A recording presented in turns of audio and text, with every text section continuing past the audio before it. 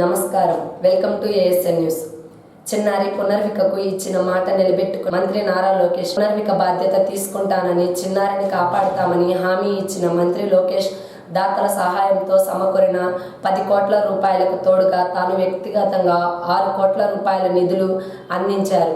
America నుంచి ఖరీదైన injection త్వరితగతిన హైదరాబాద్కు వచ్చేలా నిరంతరం పర్యవేక్షించారు. పునర్విక చికిత్సలో ఎలాంటి ఆలస్యం జరగకుండా అన్ని తానే చూసుకొని మంత్రి లోకేష్ ఇచ్చిన మాట నిలబెట్టుకున్నారు. జాగ్రత్త తల్లి. కలుస్తాం ప్రశాంత్. బాయ్ నాన్న. జాగ్రత్త నేను టచ్ ఉంటాను. జాగ్రత్త చూసుకో. నేను బీన్ టచ్. డాక్టర్ గారు కూడా ఇంకా రెగ్యులర్ చెకప్ చేయాలండి. 2 months రెగ్యులర్గా చెకప్ చేసుకుని మేము ఫాలోఅప్ చేస్తాము. అది అయిన తర్వాత మళ్ళీ జాగ్రత్త. ఉంటాను. ఉంటానమ్మా. వెళ్ళొస్తా తల్లి. చాలా గుర్తుండిపోతారు సార్ మీరు చేసిన హెల్ప్. చాలా పాప అసలు ఈ ఇష్యూకి మమ్మల్ని తీసుకొచ్చి మాకు అర్థమైంది. అదే నేను తెలుసుకుంటాను. డాక్టర్ గారితో ఇప్పుడు కూర్చున్నాను.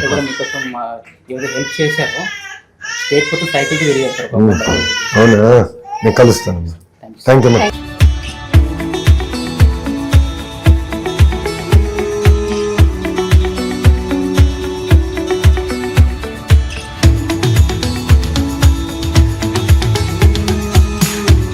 అద్దంకి పట్టణానికి చెందిన కొటికలపూడి శ్రీనివాసరావు రోడ్డు ప్రమాదంలో మరణించడం అత్యంత బాధాకరమైన ఈ విషయంలో మేము చింతిస్తున్నాం. వారి కుటుంబానికి ప్రగాఢ సానుభూతి తెలియజేస్తున్నాను. ఇటువంటి ఘటనలు జరిగినప్పుడు పోలీసులు ఎప్పుడు మీకు న్యాయం చేయడానికి మా వంతు సహాయ సహకారాలు అందిస్తామని, అలా కాకుండా ప్రతిదానికి రాస్తారోకోలు చేయడం, ధర్నాలు చేయడం, ట్రాఫిక్ను నిలిపివేసి ప్రజలకు తీవ్ర అంతరాయం కలిగించడం, గుంపులుగా హాస్పిటల్ మీదకి వెళ్లడం మంచి పద్ధతి కాదని, ఇటువంటి చర్యలు పోలీసులు మానుకోవాలని దర్శి డిఎస్పీ బాలమురళీ కృష్ణ తెలిపారు. ఈ ఒక యాక్సిడెంట్ జరిగింది. దానికి సంబంధించి పోలీసులు ఎంతవరకు చేయాలో న్యాయం అంతవరకు చేసాం. ఈ విధంగా వచ్చేది రోడ్డు మీద కూర్చొని ధర్నాలు చేయటము, ట్రాఫిక్ ఇబ్బంది పెట్టడము, కొంచెం కోరికలు కోరటము, ఇది తప్పు. హాస్పిటల్ మీద కూడా వాళ్ళు అది కూడా తప్పు. మా వంతు సహకారం అయితే ఖచ్చితంగా వాళ్ళకి అందిస్తాం. వాళ్ళు ఎన్ని చేసినా వాళ్ళు చనిపోయారు కాబట్టి వాళ్ళ ఇంట్లో వాళ్ళు బాధ ఉంటుంది. ఆ బాధను మేము అర్థం చేసుకోవాలి. ఫర్దర్గా ఇలాంటివి ఏమీ జరగకుండా ఇలాంటివి ఏదైనా బాధ ఉంటే మాకు చెప్తే వీలంతవరకు మేము సహాయ సహకారం అందిస్తాం. కానీ ఈ విధంగా వచ్చిందంటే ఏదో భయపించేదనుకున్నాం, లేకపోతే ఇది చేద్దామనో, రోడ్డు రాస్తారోకోలు, లేకపోతే హాస్పిటల్ మీద దుమ్మి పోవడం అట్లా రావడం అనేది మంచిది కాదు. దీన్ని ఇలాంటి ఏమైనా ఉంటే ఇలాంటివి ప్రజలు ఏంటంటే గమనించి పోలీసులతో సహకారం పొంది పోలీసులతో మంచి చేయించుకొని పోలీసులకు ఏది చెప్పినా సరే మేము న్యాయం చేసానికి ముందు ఉంటాం. అన్ని వేరే విధంగా చేయకూడదని భావిస్తాం. Thank you.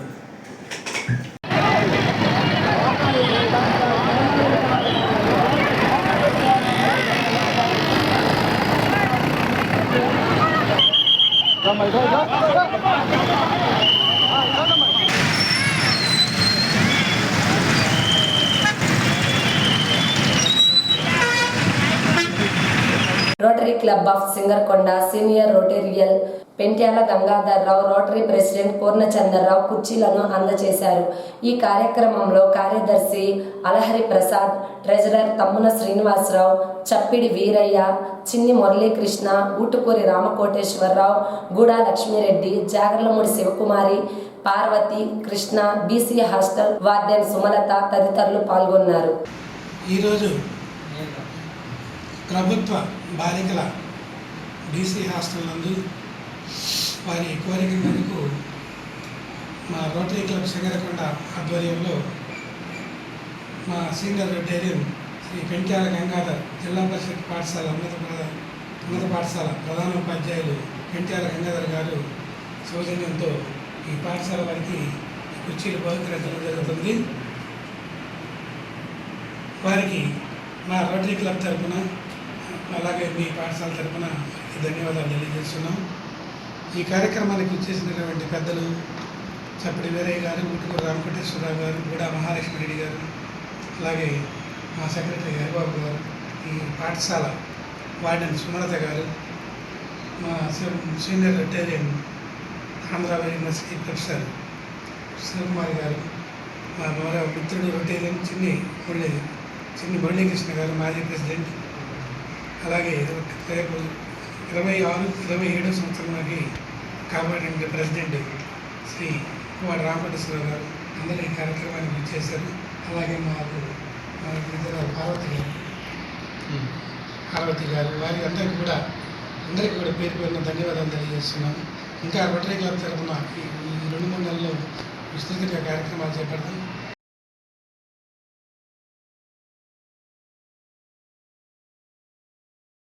పచ్చిరొట్ట పంటల సాగు ద్వారా భూస్వారం పెంచుకోవచ్చునని డిఆర్సి వ్యవసాయ అధికారి శైలజారాణి సూచించారు.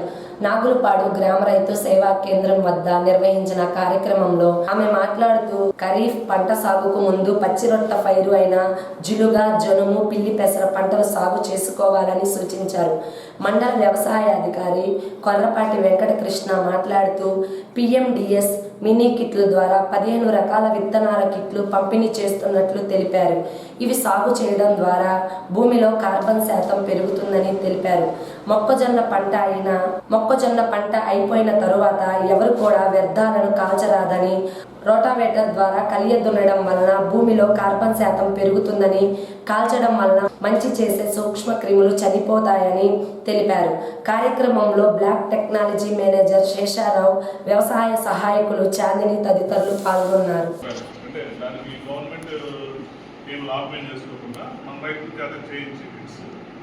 అవి ఎక్కువ మొత్తంలో సప్లై చేయాల్సి వస్తుంది. ఈ 14-15 రకాల విత్తనాలు చదవటం వల్ల ఏంటంటే మనకి పిల్లి బేస్ వేస్తాం. పిల్లి బేస్ వేసినప్పుడు ఏమవుతుంది, కింద వేర్లకి పిడుగులు, అది నత్తజని స్థిరీకరిస్తుంది. అట్లా ఒక్కొక్క పంట ఒక్కొక్క ఎరువుని తయారు చేసుకోవడానికి అవకాశం ఉంది. అదొకటి. తర్వాత కొన్ని రకాల చెట్లకే వస్తాయి, అంతే కదా. అవి కొన్ని మనం భూమికి మేలు చేసే సోషల్ క్రిములు కానీ ఇవన్నీ కూడా డెవలప్ కావడానికి, మన భూమి సారవంతం కావడానికి ఉపయోగపడుతుంది. అందుకని చెప్పేసి మనం ఈ ప్రీ మాన్సూన్ రైస్ కిట్స్ ఏమనుకుంటున్నాం. మీరు ఇందా మేడం గారు చెప్పారు కాల్చొద్దని చెప్పేసి. కాలిస్తే ఏంటంటే ఒక 9 degrees వరకు మనకి 9 సెంటీమీటర్ల దాకా రోజుకి పై పొగలో ఉండే సూక్ష్మ క్రిములు, మనకు మేలు చేసే సూక్ష్మ క్రిములు అన్నీ కూడా చచ్చిపోతాయి భూమిలో. తర్వాత మళ్ళీ మనం అవి తయారు చేసుకోవాలంటే చాలా కష్టం.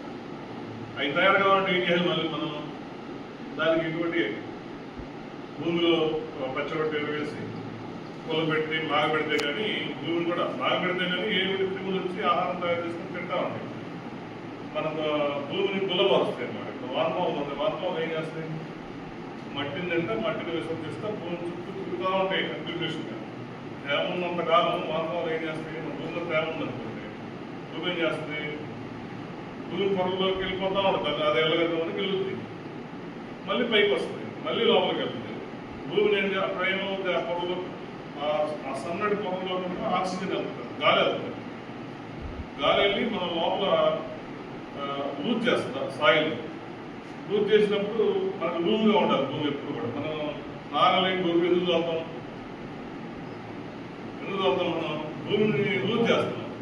గట్టిగా రాయాలి అనుకోండి, రాయాలంటే ఏరు ఎక్కడికి వెళ్తుంది, లోపలికి వెళ్తుంది కదా. లూజ్ చేసినప్పుడు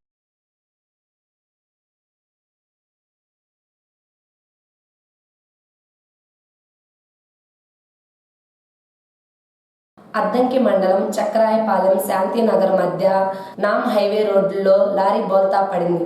స్థానికులు తెలిపిన వివరాల మేరకు పల్నాడుకు చెందిన లారీ ముందు వెళ్తున్న వాహనాన్ని తప్పించుకోబోయి అదుపు తప్పి బోల్తా పడినట్లు తెలిసింది. ఈ సంఘటనలో లారీ డ్రైవర్ వి పుల్లయ్యకు స్వల్ప గాయాలయ్యాయి. సమాచారం అందుకున్న 108 సిబ్బంది చేరుకొని ప్రథమ చికిత్స అనంతరం అద్దంకి ప్రభుత్వ వైద్యశాలకు తరలించారు. ప్రస్తుతం ఇతని పరిస్థితి నిలకడగా ఉంది.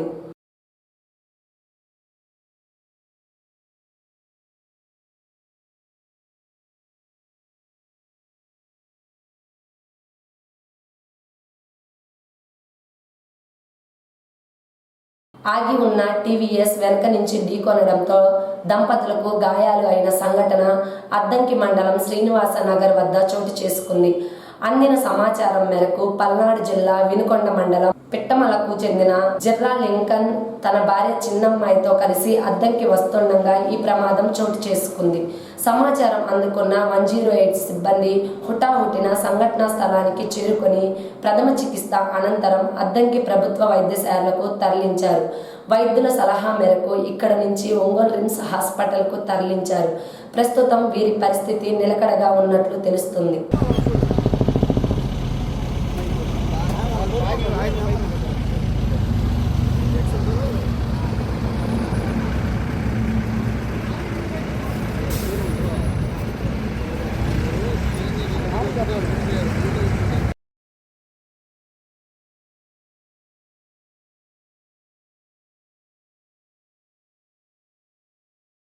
అగ్నిమాపక వారోత్సవాలలో భాగంగా ఈ రోజు ఉదయం గొట్టిపాటి స్పెషాలిటీ హాస్పిటల్లో గోడపత్రులు అందించి ప్రజలకు సిబ్బందికి అగ్ని ప్రమాదాలు అయినప్పుడు ఎటువంటి చర్యలు తీసుకోవాలని, అగ్ని ప్రమాదాలు జరగకుండా ఎటువంటి జాగ్రత్తలు పాటించాలనే అంశంపై ఫైర్ ఆఫీసర్ వెంకట్రావు ఆధ్వర్యంలో తమ సిబ్బందితో కలిసి అవగాహన కల్పించారు.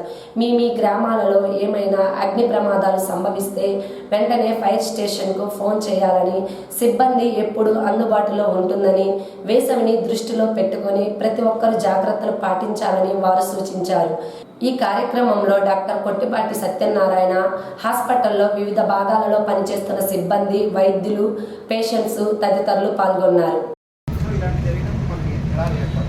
ఫస్ట్ ఆఫ్ ఆల్ హాస్పిటల్లో ఒక ఫైర్ యాక్సిడెంట్ జరిగింది అంటే మెయిన్ రీజన్ ఏమై ఉండొచ్చు, షార్ట్ సర్క్యూట్. దానివల్ల ముఖ్యంగా జరుగుతుంది అనమాట. సో అలా జరిగినప్పుడు మనం ఎలా రియాక్ట్ అవ్వాలి, కంట్రోల్ ప్యానల్ ఎక్కడ ఉంది, హాస్పిటల్లో ఎలా ప్రమాదాలు జరిగితే ఎలాగా మనం అలర్ట్ అవ్వాలి. ఇబ్బంది ముందుగా ఉండేది మీరే కాబట్టి పాయింట్లో. సో ముందు మీరు ఎలా రియాక్ట్ అవ్వాలి, అలా అలర్ట్ అయ్యి పేషెంట్స్ ఎవరైతే ఉంటారో వాళ్ళని చుట్టుపక్కల వాళ్ళకి ఎలాంటి ప్రమాదాలు జరగకుండా, జరిగిన ప్రమాదాన్ని కంటిన్యూ కాకుండా జాగ్రత్తలు తీసుకోవడం కోసం మీకు జస్ట్ చిన్న అవేర్నెస్ కల్పించడం కోసం మేము వాళ్ళ అర్థంకి టెక్నాలజీ రావడం జరుగుతుంది. ఒకసారి మీరు ఇక్కడ అందించాం చూడండి, మీ క్లాస్ పోస్టర్స్ జస్ట్ ఇలా వెళ్ళిపోయామని మాత్రం అనుకోవచ్చు. మానవత స్వచ్ఛంద సేవా సంస్థ అద్దంకి వారి ఆధ్వర్యంలో ఇటీవల రోడ్డు ప్రమాదంలో మరణించిన కొటికలపూడి శ్రీనివాసరావు పరామర్శించి వారి యోగక్షేమాలు తెలుసుకొని ఆ కుటుంబానికి తమ వంతుగా 5,000 రూపాయలు ఆ సంస్థ అధ్యక్షుల పేరం శ్రీనివాసరెడ్డి చేతుల మీదుగా అందజేశారు. ఎప్పుడు ఏ అవసరం ఉన్నా మాకు తెలియజేస్తే అన్ని విధాల సహాయ సహకారాలు అందిస్తామని వారి కుటుంబానికి భరోసా ఇచ్చారు. ఈ కార్యక్రమంలో సెక్రటరీ గోనుగుంట శ్రీనివాసరావు, కోశాధికారి బొడ్డు నాగార్జున, సభ్యులు వినుకొండ వెంకట సుబ్బారావు తదితరులు పాల్గొన్నారు.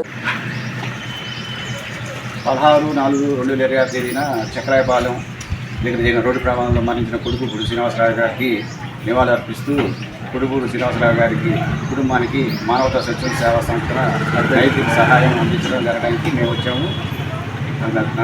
శ్రీనివాసరావు గారు చాలా మా మిత్రులు, చాలా మంచివారు. అతని లేని లోటు అతనికి సమాజానికి అతనికి చాలా బాధాకరం. చిన్నపిల్లలు, పసిపిల్లలు. రాష్ట్ర విద్యుత్ శాఖ మంత్రి వర్యులు గొట్టిపాటి రవికుమార్ ఆదేశాల మేరకు అద్దంకి వ్యవసాయ మార్కెట్ కమిటీతో ఉన్న అన్నగారి సంత ఏర్పాటు చేసి ప్రతి ఆదివారం కూరగాయల ధరలు అందుబాటులోకి తెచ్చామని, వినియోగదారులకు ఆరుగాలం పంటలు పండించే రైతులకు ఎటువంటి నష్టం వాటిల్లకుండా అన్నగారి సంత నడుపుతున్నామని మార్కెట్ యార్డ్ చైర్మన్ మందా నాగేశ్వరరావు తెలిపారు. గత ప్రభుత్వం రైతుల పట్ల నిర్లక్ష్యంగా వ్యవహరించి రైతులకు గిట్టుబాటు ధర లేకుండా చేసి రైతులను అన్ని విధాల ఇబ్బందులకు గురి చేసిందని ఆయన అన్నారు. అన్నగారి సంత ప్రారంభంలో మార్కెట్ యార్డ్ చైర్మన్ గా నాగినేని రామకృష్ణ ఉన్నారని, ఆయన హయాంలో ప్రతి ఒక్క రైతు పండించిన పంటను స్వేచ్ఛగా అద్దంకి మార్కెట్ యార్డ్లో అమ్ముకునేవారు అని, వినియోగదారులు రైతులకు ఎటువంటి నష్టం లేకుండా చేశారని ఆయన అన్నారు. అదేవిధంగా ఇప్పుడు కూటమి ప్రభుత్వం అధికారంలోకి వచ్చిన తరువాత అద్దంకి మార్కెట్ యార్డ్లో 150 షాపులు ఏర్పాటు చేశామని, ప్రతి షాపు వద్ద వినియోగదారులకు ఎటువంటి ఇబ్బంది లేకుండా ధరల పట్టిక ఏర్పాటు చేస్తామని, ఎవరైనా పట్టికలో ఉన్న ధర కాకుండా ఎక్కువ మొత్తం డిమాండ్ చేస్తే వెంటనే మా దృష్టికి తేవాలని ఆయన అన్నారు. నామ్ హైవే రోడ్డు పక్కన రోడ్డు మార్జిన్లో ట్రాఫిక్ సమస్య ఉన్నట్లు నా దృష్టికి వచ్చిందని, త్వరలోనే చర్యలు చేపట్టి క్రమబద్ధీకరిస్తామని ఆయన మీడియాకు తెలిపారు. అందరికీ నా పేరు నాగేశ్వరం, నేను మార్కెట్ యార్డ్ చైర్మన్. ప్రతి ఆదివారం మా అద్దెంకి మార్కెట్ యార్డ్లో కూరగాయల సంత పెడతాం జరుగుతుంది.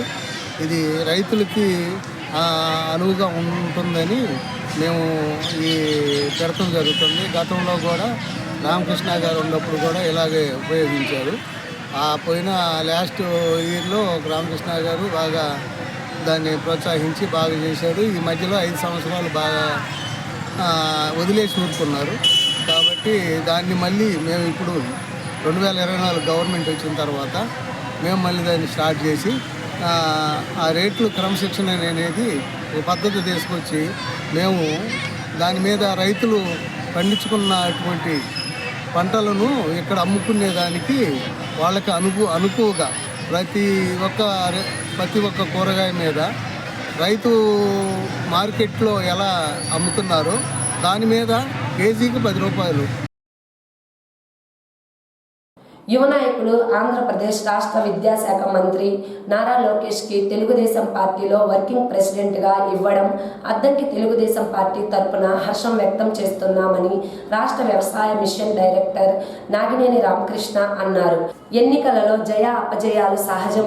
అపజయం పాలైనప్పుడు మరలా ఎన్నికలలో పోటీ చేసి ప్రజల బాధలను తెలుసుకోవడానికి సుదీర్ఘకాలం పాదయాత్ర చేసి ఎక్కడైతే ఓడిపోయాడో అక్కడే నిలబడి రాష్ట్ర చరిత్రలో ఎవరూ సాధించలేని ఓట్లను సాధించి ఘన విజయం పొందిన నారా లోకేష్ వర్కింగ్ ప్రెసిడెంట్ పదవి వరించడం పట్ల హర్షం వ్యక్తం చేస్తున్న ఈ రాష్ట్రంలో భారీ స్థాయిలో పెట్టుబడులు పరిశ్రమలు వస్తున్నాయంటే అది లోకేష్ కృషి ఫలితంగానే సాధ్యం అవుతుందని, పరిశ్రమలు పెట్టుబడులు రాష్ట్రానికి తేవడంలో 40 సంవత్సరాల అనుభవం ఉన్న ముఖ్యమంత్రి నారా చంద్రబాబు నాయుడుతో పాటు పోటీ పడుతున్నారు. వాస్తవానికి వర్కింగ్ ప్రెసిడెంట్ అనేది లోకేష్కి చిన్న పదవి. ఆయన ముందు మరిన్ని పదవులు అలంకరించి రాష్ట్రానికి దేశానికి మంచి పేరు తెస్తారని ఆశిస్తూ మరొకసారి వర్కింగ్ ప్రెసిడెంట్ నారా లోకేష్కు శుభాకాంక్షలు తెలుపుతున్నామని నాగినేని అన్నారు. యువ నాయకులు శ్రీ నారా లోకేష్ గారికి వర్కింగ్ ప్రెసిడెంట్గా తెలుగుదేశంలో వర్కింగ్ ప్రెసిడెంట్గా ఇవ్వటం అనేది నిజంగా హర్షించదగ్గ విషయం. ఎందుకంటే ఎవరైనా కూడా ఒకసారి జీవితంలో ఒక స్టెప్లో ఫెయిల్ అయినప్పుడు దాని నుంచి పాఠాలు నేర్చుకోవడానికి ప్రయత్నిస్తారు. ఆ పాఠాలు నేర్చుకున్న దానిలో మళ్ళీ సక్సెస్ మార్గంలోకి వెళ్ళిపోతుంటారు. ఆ తప్పులు ఎక్కడైతే తప్పులు జరిగినాయో, ఎక్కడైతే పొరపాట్లు జరిగినాయో సరిదిద్దుకొని ఎట్లా మనం విజయం సాధించాలనే పట్టుదల ఉంటే అది ఎంత స్థాయికైనా వెళ్ళొచ్చు అనేది రుజువు చేశారు మన నారా లోకేష్ గారు.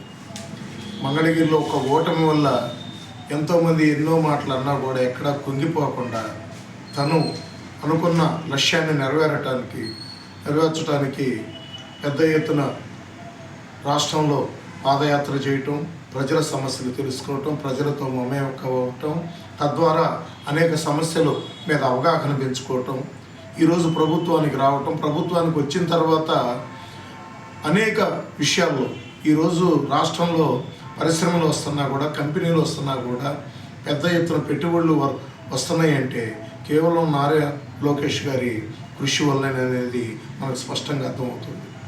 కాబట్టి ఎంతో పరిణితి చెందిన నాయకుడిలాగా